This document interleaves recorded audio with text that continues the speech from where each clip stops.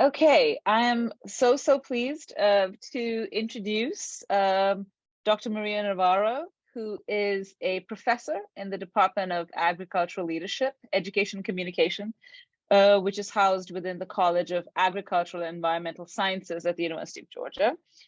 She teaches courses on a range of things like food security, change theory, and teaching methods. And her research focuses on so-called HIPS, high impact practices, as well as interdisciplinary education and higher education. I think both of us have met in a couple of meetings when it came to internationalization and all of these wonderful initiatives we have at UGA. Her passion and her unique approach really came through to me in all of our interactions, which is why I thought it would be really helpful to have her here speak to us and share her wisdom with us. Professor Navarro has worked in international development and agricultural education across the world in the US, Europe, Latin America, Africa, the Middle East, and Western Asia. And her research in interdisciplinary education has addressed many different themes, including undergraduate research, teaching about global food security, integrating STEM and social sciences. And the one that really drew me into her focus was transforming higher education for a more global, socially conscious, and effective curriculum. So she's going to tell us about how she weaves this magic in her work. So welcome, Maria. I'm so glad to have you here.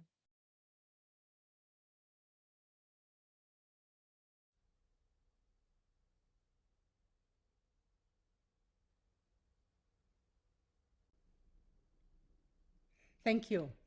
It is an honor for me to be able to present at the Torrance Festival of Ideas about a topic important to me, teaching about food security. I have been working in food security and related topics for most of my adult life, in international development at first and through teaching now.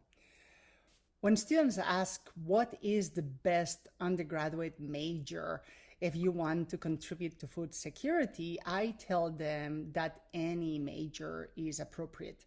I tell them that successful efforts involve transdisciplinary efforts, breaking free of the status quo, and collaborations between many. David Bornstein, author of the book How to Change the World, Social Entrepreneurs and the Power of New Ideas, provided 6 characteristics of successful entrepreneurs, and 3 of them, willingness to share credit, willingness to break free of established structures, and willingness to work quietly, best illustrate this point.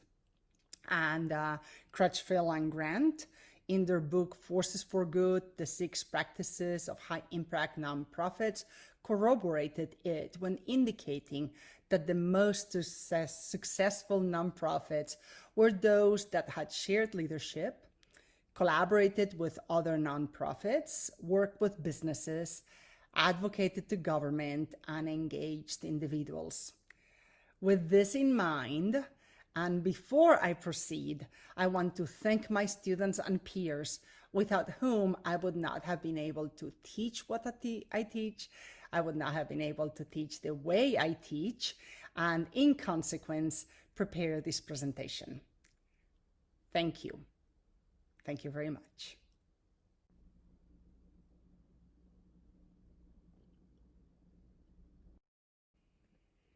The first thing I want to address is that teaching about food security is complex.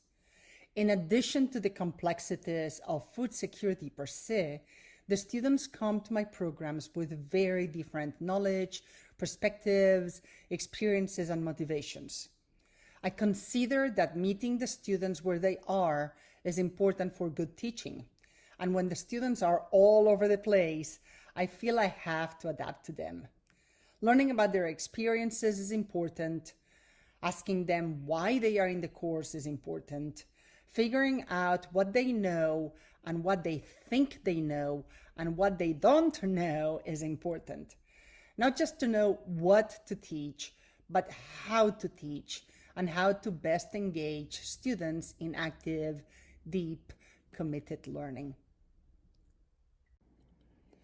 I teach an undergraduate course called Reflections on Fighting Hunger. Sometimes I have 60 students in it, and sometimes when I teach it for the Honors College, I may have just 15. Food security is a very complex problem and difficult to present. Thus, one of the most complicated things for me was to decide how much to include in my course summary framework and how many elements and dimensions I had to introduce in the first week of class.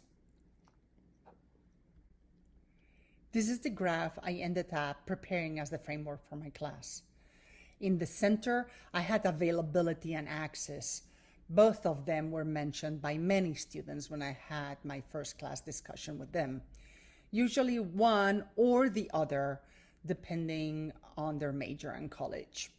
Some students focused on availability, and in their words, they said things like, we need to improve agriculture and teach people how to farm in order to produce enough food to feed everyone on Earth.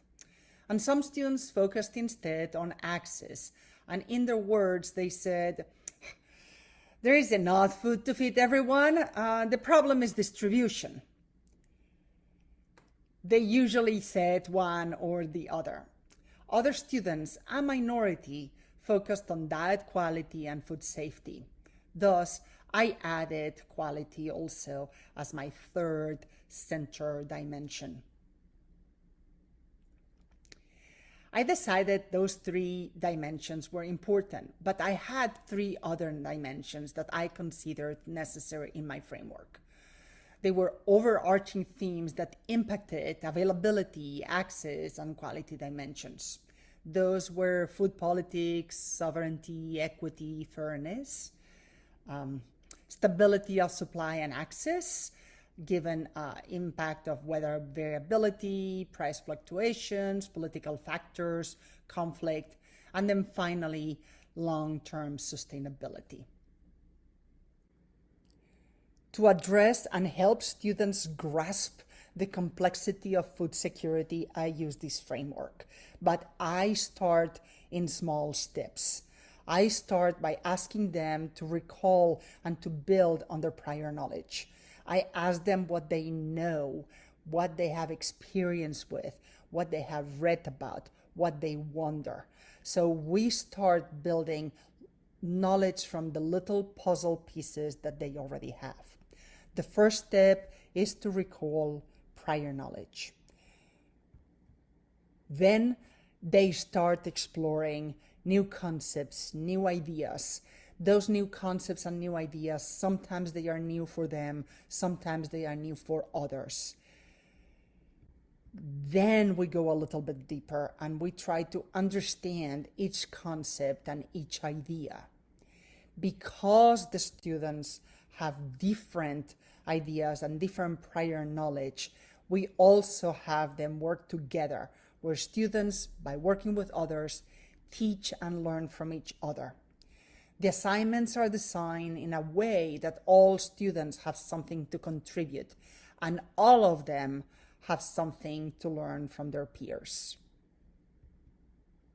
Slowly, the students start learning how to put the different pieces of the puzzle together. They find interconnectedness between things they have learned in class, but also they connect the class discussions with their experience, other courses, and what is happening in the world today. In fact, this is a very important component of the course. Asking them to build their knowledge, not just with what we do in class, but what's happening around them. And day by day, they start building the puzzle of food security for themselves. And they add more pieces to their puzzle. They learn to ask questions, they learn to look for more pieces, and start to be comfortable with complexity and confusion. By the end of the semester, they probably will have a puzzle that looks like this. I'm okay with that. I am okay with messy. Now, I know that they have enough puzzle pieces that they are able to start working on their own to learn about food security. What I really want is that when they leave my course, they have the tools, the interest, the awareness, and the potential to continue learning and to continue contributing and to continue teaching others about food security. That disorganized set of puzzle pieces is very much like this image. A large number of words, some of them bigger and louder and bolder, all of them together in the same word cloud. Lots of knowledge, lots of ideas, some depth, some breadth, but not yet a clear representation of the connections between the issues, of the differences between causes and symptoms, of the importance of considering many different layers and issues at the same time. So what I work towards is that my students explore and reflect on the interconnectedness between the pieces. I want them to put ideas together, to see how everything is connected. I want them to feel this graph about the different dimensions of food security. And then I want them to add concepts, ideas, layers, dimensions, and move from my two-dimensional summary represented here and create their own three-dimensional representation of the dimensions of food security for them, for their work, for their activism. When I started teaching about food security, I realized there were many different critical elements that impacted our class discussions about food security, and that I had to address them head on at the beginning of the semester. I have chosen 5 of those critical elements for my presentation today. The first one is complexity. I've talked about complexity already. I want to address the other 4 elements. This time, instead of a puzzle, I have chosen to represent them as a series of mountains in the very mountainous peak of complexity. These critical elements are perspective, as it relates to different disciplines, experiences, focus, depth and breadth of knowledge, location, status. Context, as it relates to social, cultural, emotional, and economic factors, location, environment, education, history, and politics, for example. Scale. We can think about a scale from a physical perspective. Are we looking at it with a microscope, or are we looking at it with a telescope? Is it about an individual, a group of people, a community, a country, or all Earth's population? But we also think about scale by analyzing where are we placing the focus. Is it on actions or is it on impacts? Is it on innovations or is it on problems? On symptoms or on causes of the problem? And then finally, we will talk about considerations of power and communication. The first one I want to talk about is perspective. When I first prepared a class session to talk to students about perspective, I spent some time online looking for ideas. I found an artist duo who called themselves Karnowski. They have beautiful works of art that can be separated in layers. One of the most impressive ones has 3 layers: the red, the blue, and the green. Depending on what layer one sees, the images represented are different. Karnowski refers to their art as the art that is hidden in plain sight. They say that what we see for the first time may hide other meanings, and that there is still the chance to discover new worlds. I could not have found a more fitting simile to talk about perspective and food security. When we see food insecurity at play, rarely we will understand what is really happening until we look for other meanings, until we look deeper, until we discuss and talk to all stakeholders to understand the different perspectives. The more we explore, the more we discover.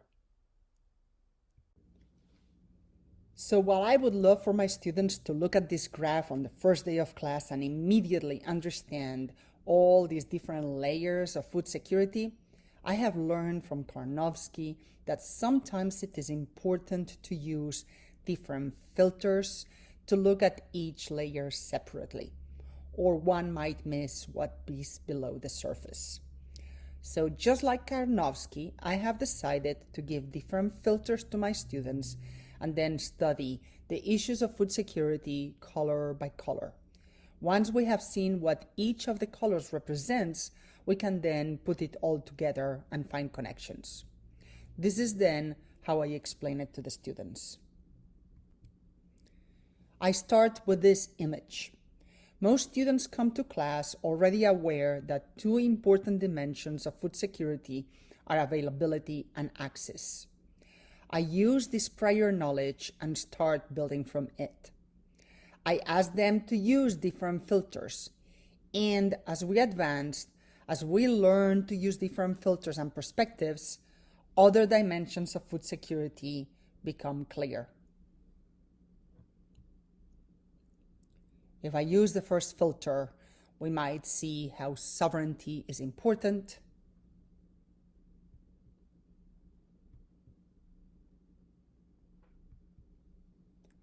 Then with the next filter, we can start talking about stability.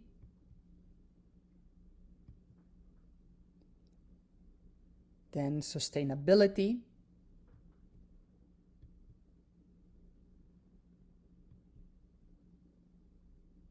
And safety issues. I want the students to first see the issues separately, and then we will be ready to start exploring and building connections. But until they have learned to use the different filters, to see the issues, to explore in depth of the issues, we cannot start making connections and truly understanding the depth of the issues we're dealing with. There are different ways to recognize that different perspectives give different filters that may allow us to better analyze a situation, or that might challenge us or impede our progress. The idea here is to be aware of these filters and work with others who have different filters. And in collaboration, we can increase the number of filters that we can gain or we can get rid of. The most common filter we address in class are disciplinary filters and personal experience filters, which include socioeconomic, cultural, and racial considerations. One of the most relevant perspectives conundrum, in my opinion, is the perspective on how one interprets a situation, sets goals, determines actions, and considers success.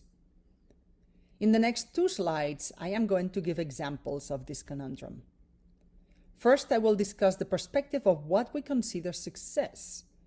And next, I will address how different the results will be if we measure success using different perspectives, even if we think that we are measuring the same thing. One example that illustrates how different perspectives give us completely different filters is the Green Revolution. For some, it was an incredible success that has been even hailed as a miracle that saved the lives of millions. For others, it was one of the worst events in the history of humankind. And both perspectives have data and arguments to support their position. None of them are lying or falsifying data. They are just not asking the same questions. They are not measuring the same things. They do not have a common agreement of what success means. For one group, success is a direct response to the original goal of the program. By using high-yielding varieties of wheat, rice, and corn, irrigation, and chemical fertilizers and pesticides, grain production more than doubled without using more farmland. This had such a great scientific success in a very short time that when measured against the grain production goal, it is nothing but a success. Another group, however, may be looking at the Green Revolution too, but that is all what they have in common. The questions they ask are different. The impact they are assessing is different. They look at the impact of the Green Revolution, not just whether or not grain production increased. They looked at what changed because of the Green Revolution. They looked at who was affected. They look at the environmental impact that was caused by the overuse or misuse of Green Revolution pesticides, fertilizers, and water. They looked at the reduction of agricultural diversity, reduction of diversity in diets, the growing gap between the rich and the poor, increase in landless farmers, disruption of social systems, urban migration, marginalization of women, how technology displaced laborers, and how there was an increased unpaid work burden for many people, especially women. In sum, in class, we discuss how important it is to ask questions and not only compare success according to the goals of the program, but also to look at unintended, negative, and indirect consequences of what we do. Also, we discussed that to be able to see the whole picture, one needs different perspectives, one needs different filters, one needs people with different filters. We also need to get rid of our own filters, and we need to gain others through collaboration with people with different perspectives from our own. Another activity to explore perspectives that students enjoy is choosing the same phrase to define success, but then independently deciding how that success phrase is to be measured. The results can be quite different depending on the perspective that we have about that phrase, how we define and explain the meaning of the term, or what we think is the best way to measure it. One example that I use in class is the case of measuring quality of life or human well-being. I ask students to first define the term quality of life and then determine 3 indicators that they would use to measure quality of life and compare level of quality of life between communities and countries. Then I ask the students to compare the US and Costa Rica based on those indicators. And then I ask them if now that they have been asked to do the comparison, they would like to redefine quality of life or change the type of indicators that they would use to measure quality of life. Many of them, in fact, ask to change their indicators because they say, in this situation, the way to measure quality of life should be different. Their perspective has already started to change or has changed even before I give them the second part of the lesson. After the reflection and after some of them have changed already their perspective on how to measure quality of life, we explore the indicators usually used, and students see that if one uses traditional measures to determine quality of life, such as the Human Development Index, with dimensions addressing health, education, and economic standard of living, the US usually ranks among the top 10 countries in the world, 10th in 2015, for example, while Costa Rica was 66th in 2015. However, if one measures quality of life with other types of measures, like the Happiness Index, Costa Rica was first in the world in 2011, and the United States was 20th. And if one combines happiness and life expectancy adjusted for environmental impact, in 2011, Costa Rica was first, and the United States was 105.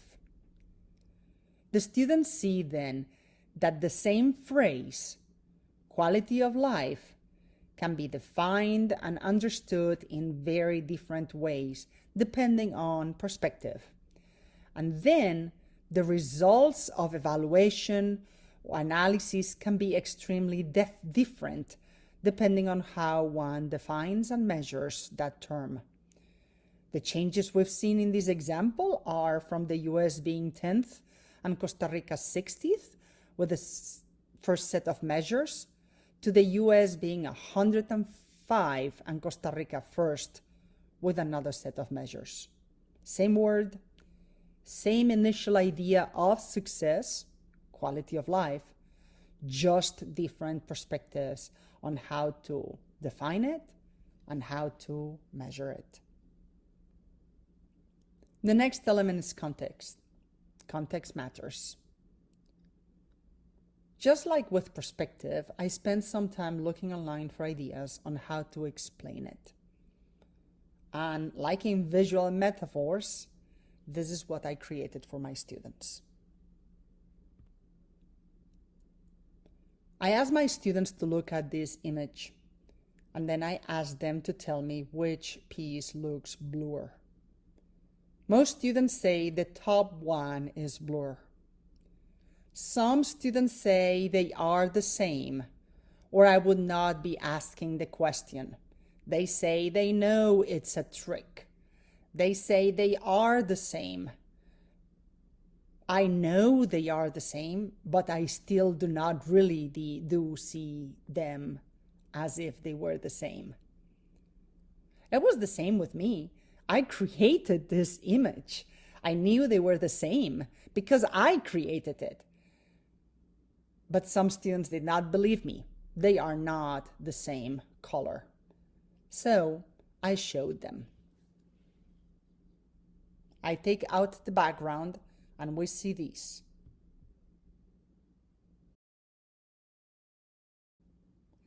Now one can see they are the same blue, the same yellow, the same tone.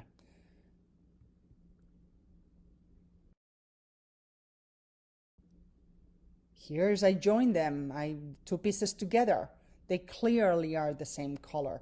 We see now, without the background, without the context, we see them as equal.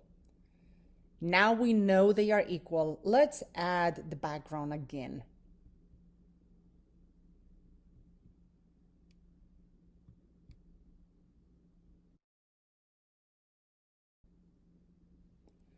If we look at it again with the background, now we understand what I'm trying to explain. The background where we see the image matters and impacts our perception of the image. And even when we know that there is background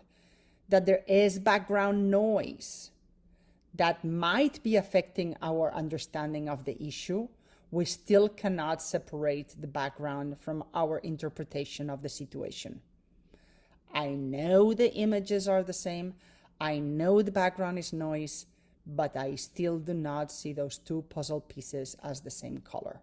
Thus, background matters, context matters, and we need to be aware of it, and we need to remember that context matters when we analyze and we think and we explore any and all situations. One of the most clear examples of the impact of context is location as context. Access, infrastructure, safety, governance might not mean the same for different people in different places.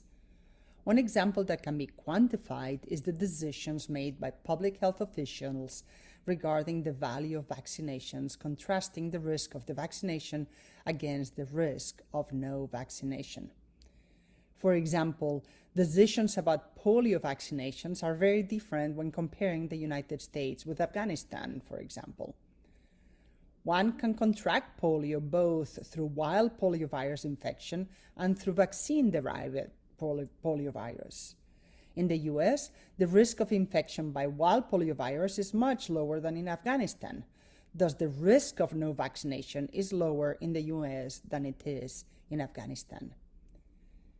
If the risk of no vaccination is lower than the risk of vaccine-derived vaccination, international health officials might recommend no vaccinations in one country, while they might recommend massive vaccination campaigns in another country where the risk of infection by wild poliovirus is higher. However, If people do not understand the quantitative decisions behind those decisions, the risk of creating environments of mistrust and inadequate communication is high.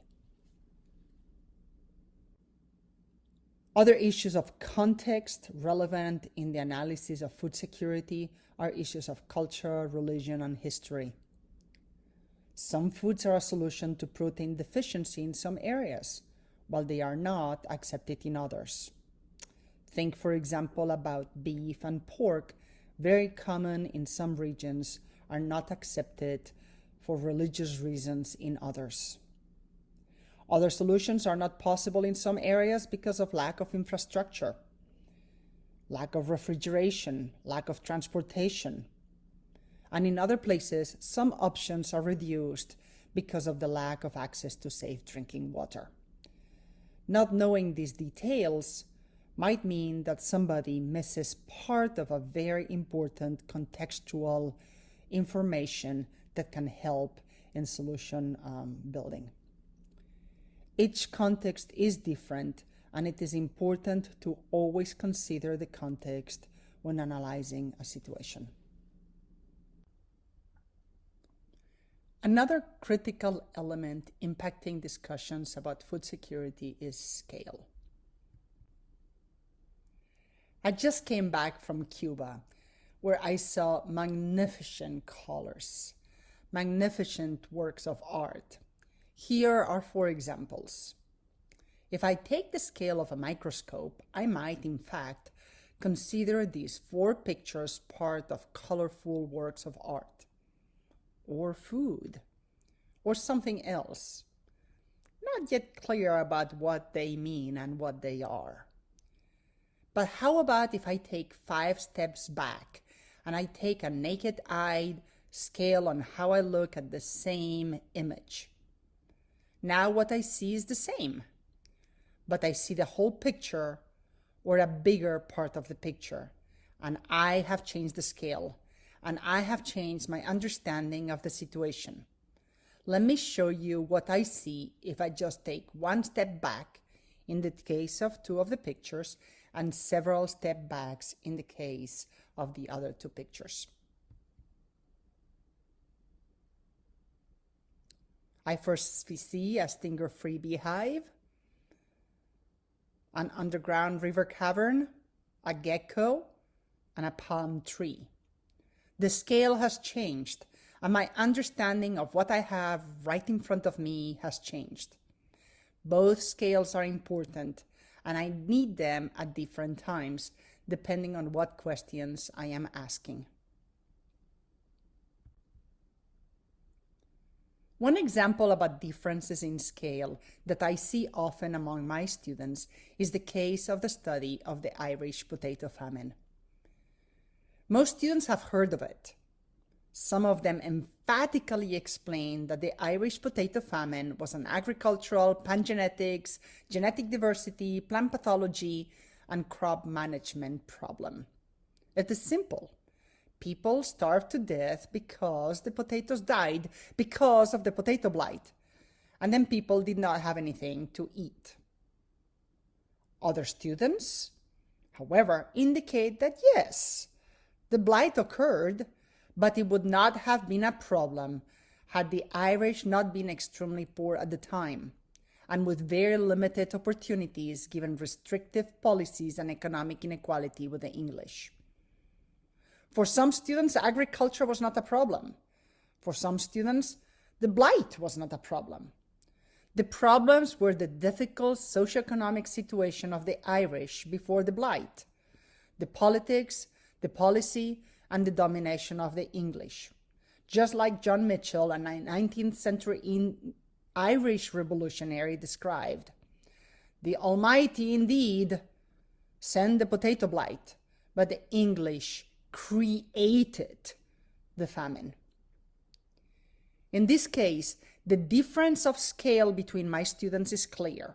Some of them take the microscope and look at the fungus, while others are looking at the Irish society and the English domination at the time.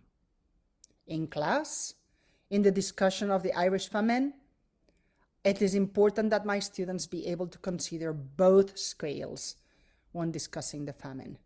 I want them to focus on the microscope and the fungus and the agricultural problems, but I want them to understand also the societal situation, the economic situation, the political situation at the time in Ireland, or they won't be able to understand what happened during the Irish potato famine.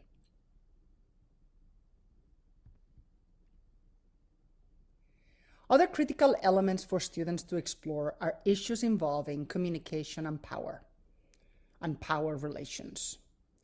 When solutions to food security are designed far away from where food insecurity is happening, and I mean these from different perspectives, contexts, and scales, we see at play problems of communication and imbalanced power relations. When having discussions about food insecurity, be an exploration of the causes, goals to reach, or actions to take, everyone affected is a stakeholder, and each stakeholder is important and has knowledge and value. We have to create avenues where everyone contributes and participates in it as complete and effective partners in all fields, everywhere and at all times. Researchers, community activists, social workers, policymakers, teachers, parents, business people, farmers, service workers, lawyers, doctors, politicians. It is necessary. It is important that we collaborate and create a theater of innovation, collaboration, communication, brainstorming, and decision-making where all stakeholders have a voice and power relations do not blur an environment where everybody can contribute, an environment of collaboration. However, collaboration cannot happen unless we are aware of the impact of power and power relations in the environments in which we're working. In examining ways to create this theater of innovation and collaboration where everyone can contribute, it is important that we analyze the narratives that we use to talk about poverty and food security. The narratives that we use matter, and sometimes they can further silence the disenfranchised. With my students, we explore different narratives about poverty and contrast, for example, person blame versus system blame narratives. Then we analyze how these narratives affect how we understand food insecurity and the most common solutions proposed. One example is the contrast between the old term food desert and the term food apartheid when talking about food insecurity in the United States. I will use the words of Eric Jackson and Karen Washington, food activists, to make the point. According to Eric Jackson, if we think about food deserts, we might give people resources, but we do not build power. And Karen Washington says that food deserts doesn't cut it. Food desert doesn't open up the conversation that we need to have when it comes to race, when it comes to income inequality, when it comes to so much.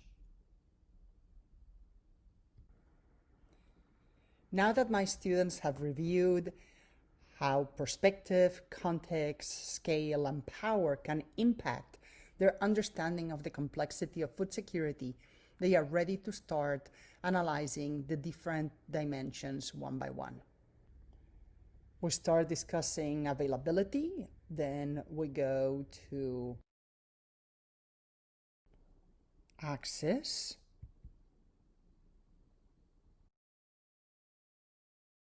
quality,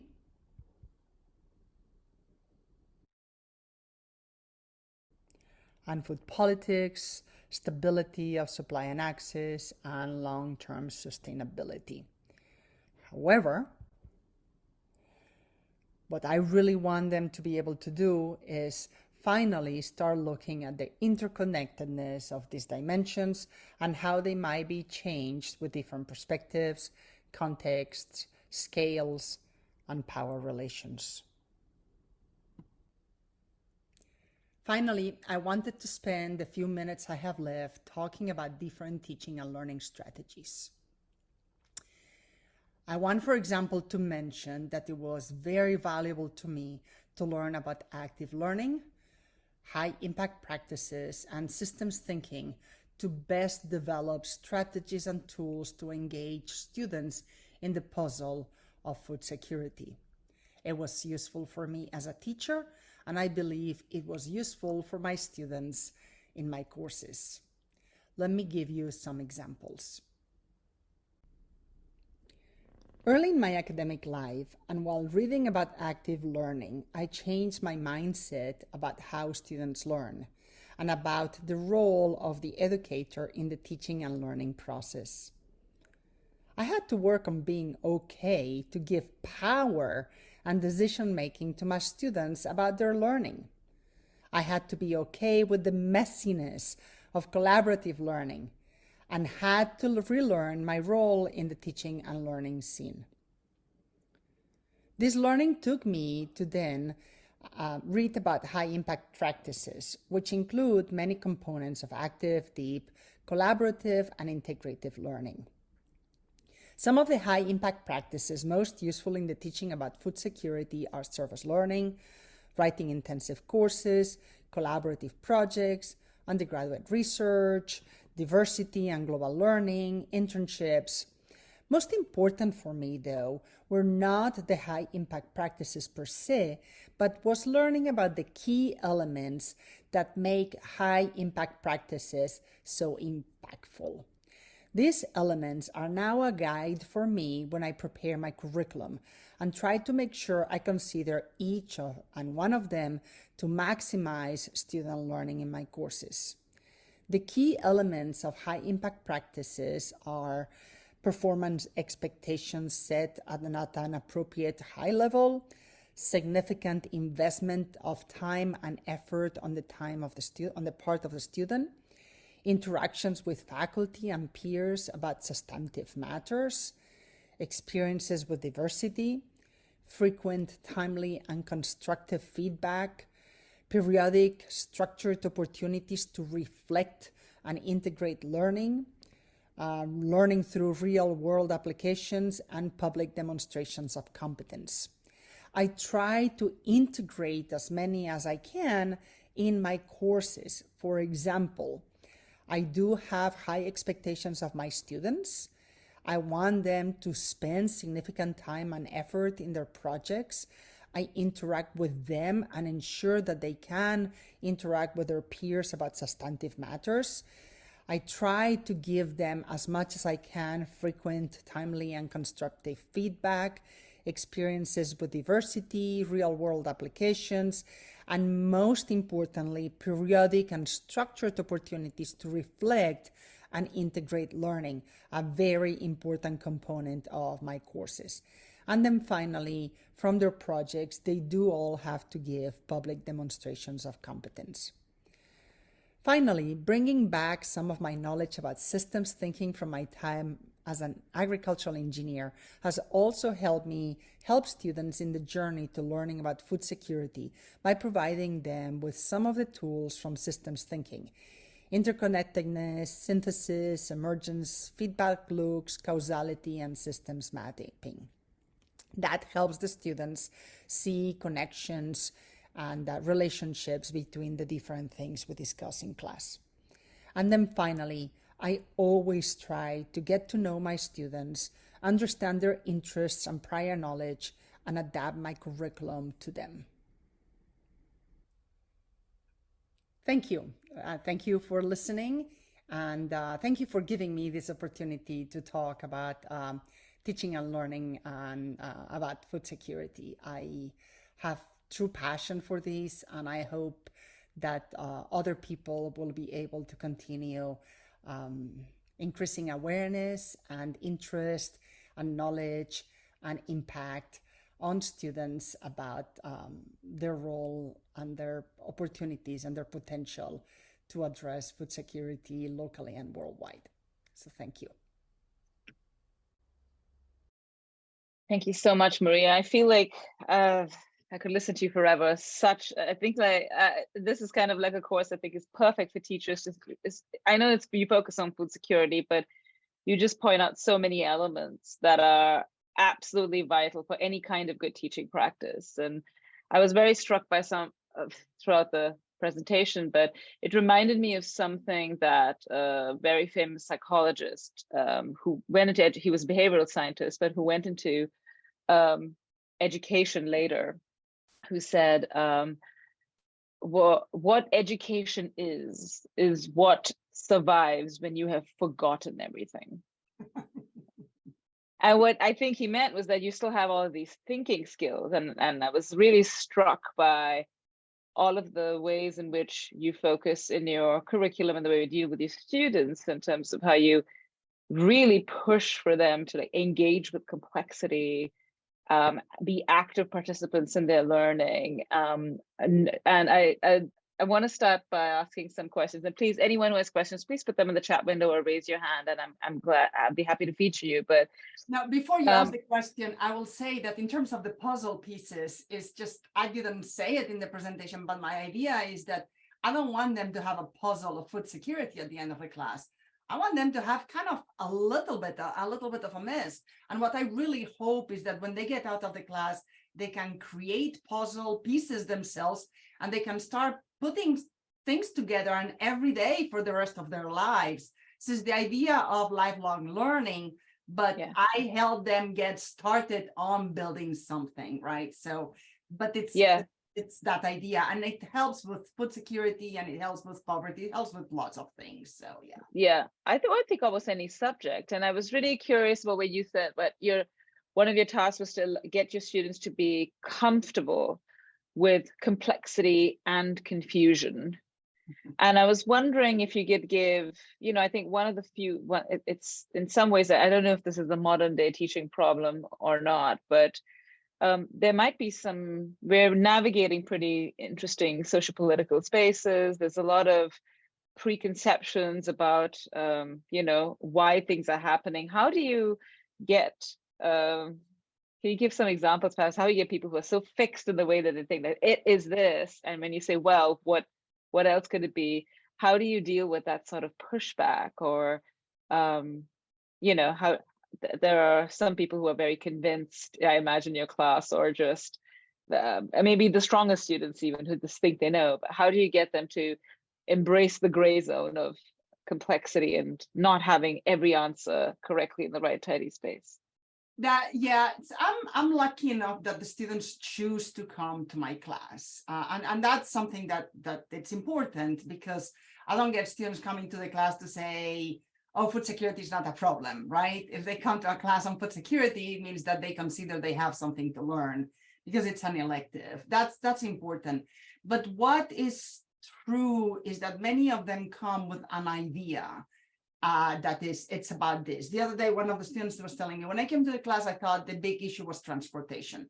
So then I can address it in two different ways. Because there is the active learning, I can either tell them, well, convince me that this is the only thing, or I can put them in the other perspective, is find yourself mistaken.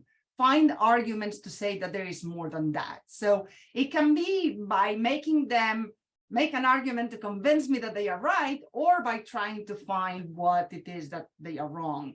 So that's one of the things. And it's not always take a different perspective, or this is sometimes another one that I think works very well is what I said, where the students do group work, but they usually, what I do is they have common readings. So they all have the same base, but then each one of them has to find a different case study, has to analyze different case studies. So when they come together, they have common ground, but all of them are experts on something. So all of them have something to teach to the others, and all of them have something to learn from the others.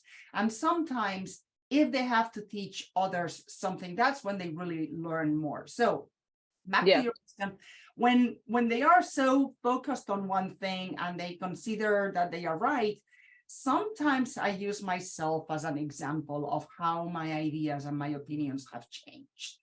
And I think that this helps, because I admit that in the many years I've been working in food security or in agricultural development, my opinions change because I saw something different, or because I read something different, or because I took the time to reflect, or because I considered different perspectives, different contexts. So I think that the reason why I address so much the issue of perspective and the issue of context and scale here is because I use it a lot in class. My questions when a student says, this is take a different perspective. Translate this from the United States to Slovenia, or change it to Chad.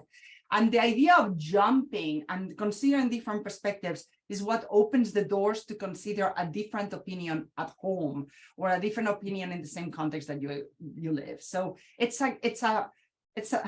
I'm not going to say that. I was going to say you need to practice the muscle of thinking, right? Yes. But the more you consider different perspectives on different contexts or different scales, the more you learn to also put different filters on your own thinking about what happens at home. Yeah, that's great. And I think sometimes the safe space is to sort of think of another context outside those international perspectives of how. I thought your example of the polio vaccine was an excellent one of how you think, well, this is different here and it's a difficult argument here, but hey, look at this argument elsewhere. And it's like, oh, there are different, it's almost a sneaky way to get another perspective, which was, I thought, very, very powerful.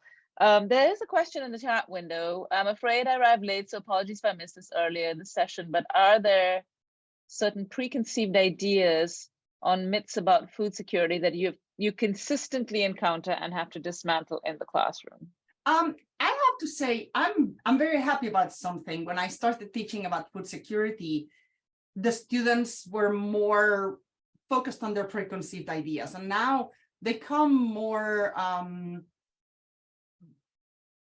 they understand complexity a little bit more than when I started teaching. So one of the big ones that I started when I started teaching was, if a student was coming from the College of Ag and Environmental Sciences, they really had, at the beginning I said, they really had this idea of, oh, we need to feed the world. We need to teach people how to farm, and we need to increase agricultural production so we can feed the world. And that was a type of student. There was another type of student who was, oh, you people in ag are the problems to everything.